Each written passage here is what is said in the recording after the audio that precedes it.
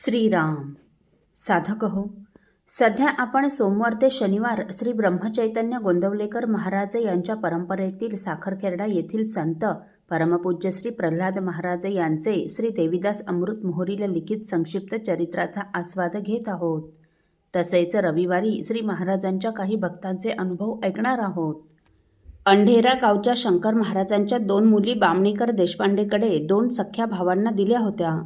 यापैकी एका मुलीचे चिरंजीव अवधूतराव देशपांडे व दुसऱ्या मुलीची मुलगी उषा, म्हणजे अवधूतराव देशपांडे यांची उषा ही चुलत मावस बहीण.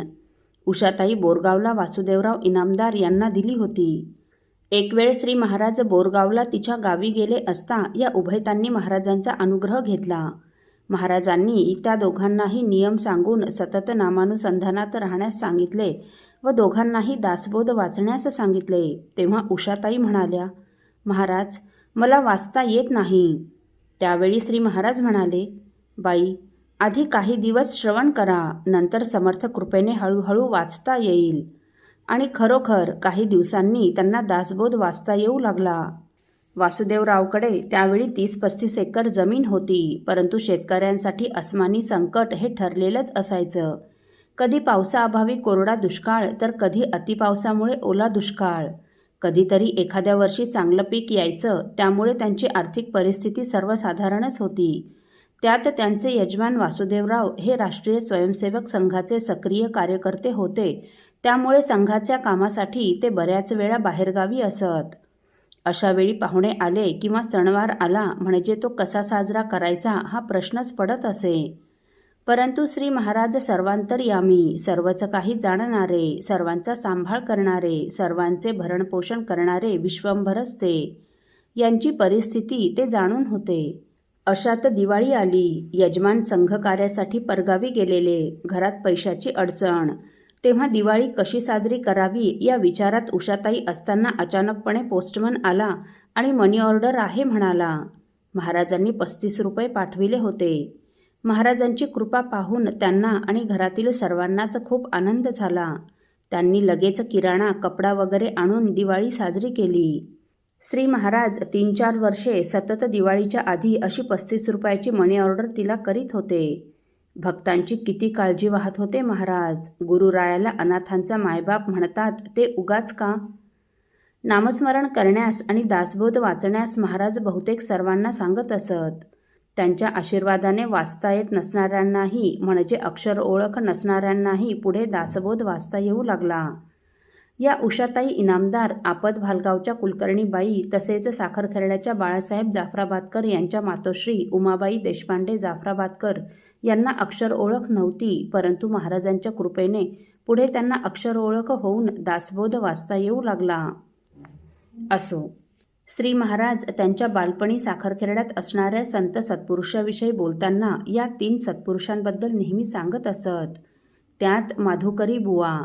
ते रोज गावात माध्यान्हकाळी माधुकरी मागत असत आणि रस्त्यात भेटणाऱ्या व गावात नवीन आलेल्या अतिथींना राममंदिरात रामाचा प्रसाद घेण्यासाठी या म्हणून भोजन प्रसादाचे निमंत्रण देत असत.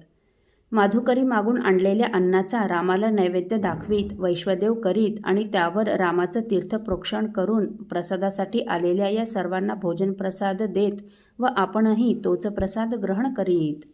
दुसरे सत्पुरुष म्हणजे श्री महाराजांचे बालमित्र पांडुरंग उर्फ बाबादेवांचे पंजोबा पांडुरंग देव धर्माधिकारी.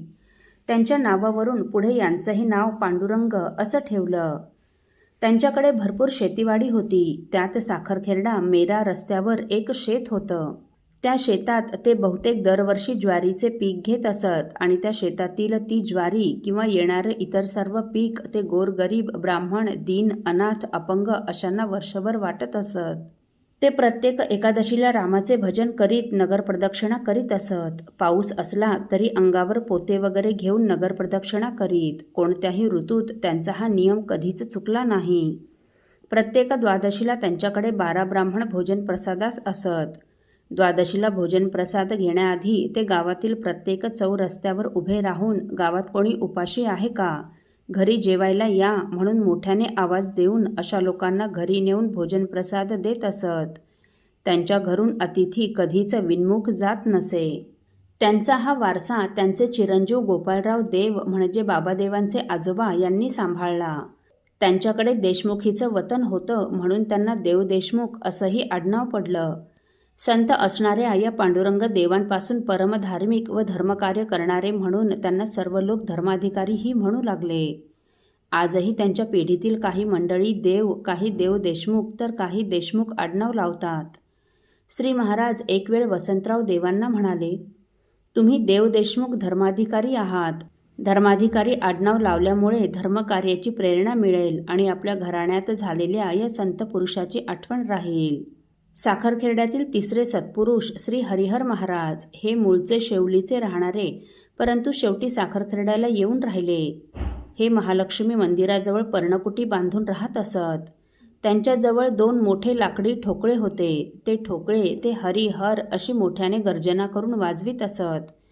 ते हरिहर अशी गर्जना करीत असल्यामुळे व सारखा तोच जप करीत असल्यामुळे लोक त्यांना हरिहर महाराज म्हणूनच संबोधू लागले. त्यांचा हरिहर म्हणून केलेला आर्त धावा आणि तो ठोकळ्यांचा आवाज रात्रीच्या वेळी तेथून गावात ऐकू येत असे. श्री महाराजांनी त्यांच्या लहानपणी तो आवाज ऐकला होता. श्री हरिहर महाराज महाराजांच्या मौंजीला त्यांना शुभाशीर्वाद देण्यासाठी आवर्जून उपस्थित होते. असो, साधक हो, खरोखर हरिहरात भेद नाही हे पटवून सांगणारा एक प्रसंग आपण पुढील भागात ऐकणार आहोत. श्रीराम समर्थ. आपल्यातील कोणा श्रींच्या भक्तांना श्रींचे काही अनुभव आले असतील तर कृपया आपण मला ते 9422843253 अथवा सुनील दादांच्या 9892608401 या व्हॉट्सअप नंबरवर कळवावेत अशी नम्र विनंती. श्रीराम समर्थ.